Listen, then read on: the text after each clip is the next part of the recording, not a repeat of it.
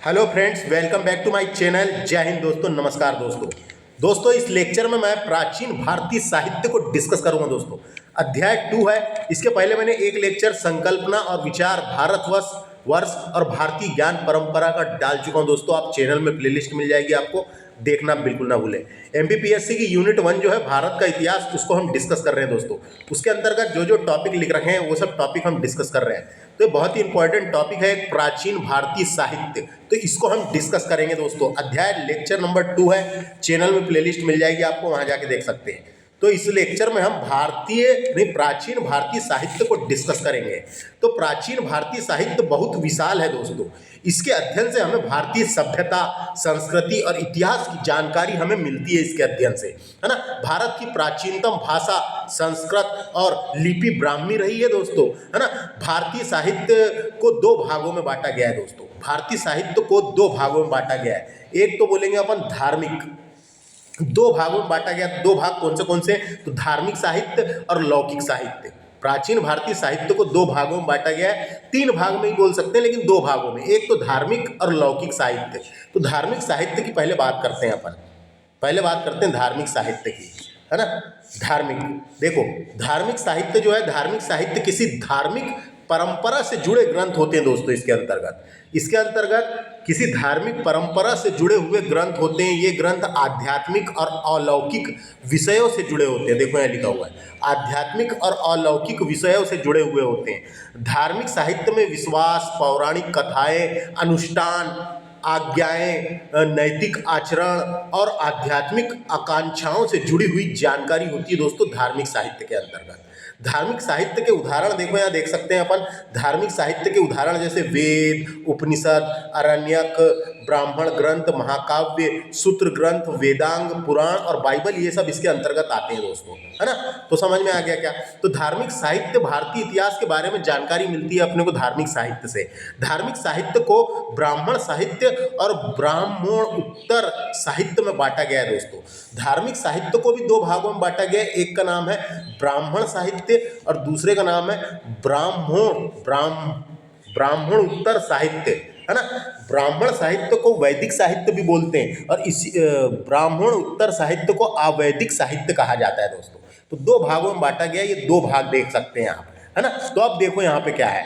तो ये जो है दोस्तों ब्राह्मण साहित्य, जिसे वैदिक साहित्य से तात्पर्य उस विलुप्त साहित्य से है जिसमें वेद संहिता आती है। वेद हो गया, उपनिषद, ब्राह्मण ग्रंथ, आरण्यक उपनिषद शामिल होते हैं। वर्तमान समय में वैदिक साहित्य ही हिंदू धर्म के प्राचीनतम स्वरूप पर प्रकाश डालने वाला तथा विश्व का प्राचीनतम स्रोत माना गया है दोस्तों, ये वाला, है ना। वैदिक साहित्य या ब्राह्मण ग्रंथ, है ना। तो उसके एग्जाम्पल देखो यहाँ पे लिख रखे हैं दोस्तों। तो इसके एग्जाम्पल है वेद, उपनिषद, आरण्यक, पुराण, स्मृति, रामायण, महाभारत। ये सब ब्राह्मण ग्रंथ या वैदिक साहित्य के एग्जाम्पल है दोस्तों, है ना। यहाँ पे देखो एक तरफ क्या लिखा हुआ है, ब्राह्मणोत्तर या अवैदिक साहित्य। तो दोस्तों ब्राह्मण उत्तर साहित्य में जैन और लौकिक साहित्य शामिल होते हैं। ब्राह्मण उत्तर साहित्य में लौकिक, है ना, लौकिक, देखो इस साहित्य में जैन ग्रंथ और लौकिक साहित्य शामिल होते हैं। तो ये पूरे भी इधर साइड ही आ जाएंगे दोस्तों। तो देखो अपन बोल सकते हैं ब्राह्मण उत्तर साहित्य को ही अवैदिक साहित्य कहा जाता है। इसके अंतर्गत जैन धर्म यानी जैन ग्रंथ, बौद्ध ग्रंथ, है ना, जैन ग्रंथ, बौद्ध ग्रंथ और लौकिक साहित्य शामिल होते हैं दोस्तों। इसके अंतर्गत लौकिक साहित्य शामिल होते हैं, है ना। तो अपन बोल सकते हैं यहाँ पे, तो समझ में आ गया। ऐसा क्वेश्चन आ सकता है, ब्राह्मण उत्तर ग्रंथ कौन सा है? तो एक है कौन सा, जैन धर्म, दूसरा है क्या, जैन धर्म, बौद्ध धर्म। लौकिक साहित्य भी इसका एग्जाम्पल है दोस्तों। तो ये समझ में आ गया। इसके अंतर्गत क्या, इसे अवैदिक साहित्य भी कहा जाता है। उसके बाद देखो अब दूसरा, लौकिक साहित्य क्या होता है? तो लौकिक साहित्य लोक संवेदना से प्रेरित साहित्य होता है, एक प्रकार का। ये लोक संवेदना से प्रेरित साहित्य होता है। यह साहित्य लोक जीवन से जुड़ा हुआ होता है दोस्तों। लोक जीवन से जुड़ा हुआ होता है।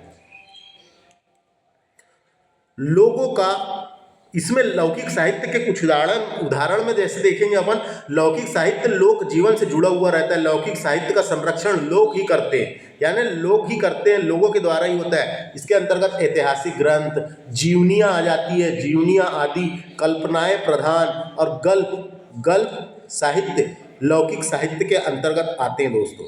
लौकिक साहित्य मौखिक परंपरा से एक पीढ़ी से दूसरी पीढ़ी तक पहुंचता है दोस्तों।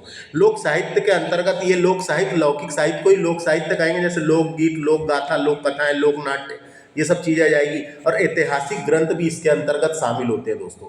उसके अलावा इधर साइड दिया हुआ है विदेशी यात्रियों का वृत्तांत। तो दोस्तों किसी विदेशी यात्री के अनुभवों को लिखा गया वृत्तांत को ही विदेशी यात्रियों का वृत्तांत कहा जाता है। इस वृत्तांतों से हमें भारत के इतिहास, समाज, राजनीति और अर्थव्यवस्था के बारे में जानकारी मिलती है दोस्तों। जैसे कि भारत में चीनी यात्री आए थे, यूनानी यात्री आए थे, अरबी लेखक आए, है ना, मोरक्को यात्री आया था। तो ये सब इनको बोलेंगे विदेशी यात्रियों का वृत्तांत, है ना। तो इन वृत्तांतों से हमें भारत के बारे में आर्थिक, राजनीतिक, सामाजिक और धार्मिक परंपराओं का पता चलता है दोस्तों। जैसे मेगास्थनीज आया था, इब्न बतूता आया था, तो मैंने बता दिया ना, चीनी यात्री, यूनानी यात्री, अरबी लेखक, मोरक्को यात्री, ये सब इसके अंतर्गत आ गए दोस्तों। तो ये समझ में आया, ऐसे डायरेक्ट क्वेश्चन आ जाता है, इसलिए अपने को पता होना धार्मिक साहित्य, लौकिक साहित्य और विदेशी यात्रियों का, तो ये सब पता होना। अब देखो आगे चलते हैं अपन। पहला फैक्ट देखिए, प्राचीन भारतीय साहित्य के अंतर्गत धार्मिक और लौकिक साहित्य तथा विदेशी यात्रियों के विवरण शामिल है, यानी तीनों शामिल है, 1, 2 और 3। धार्मिक साहित्य के अंतर्गत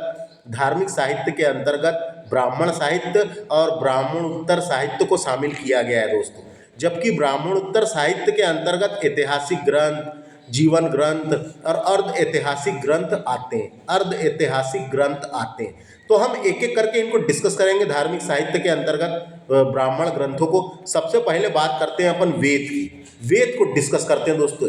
एमपीएससी के सिलेबस के अकॉर्डिंग, है ना, संकल्पना और विचार में वेद वाला टॉपिक दिया हुआ है, तो वेद को डिटेल से डिस्कस करेंगे धमाकेदार तरीके से, है। तो आइए शुरू करते हैं। नमस्कार दोस्तों।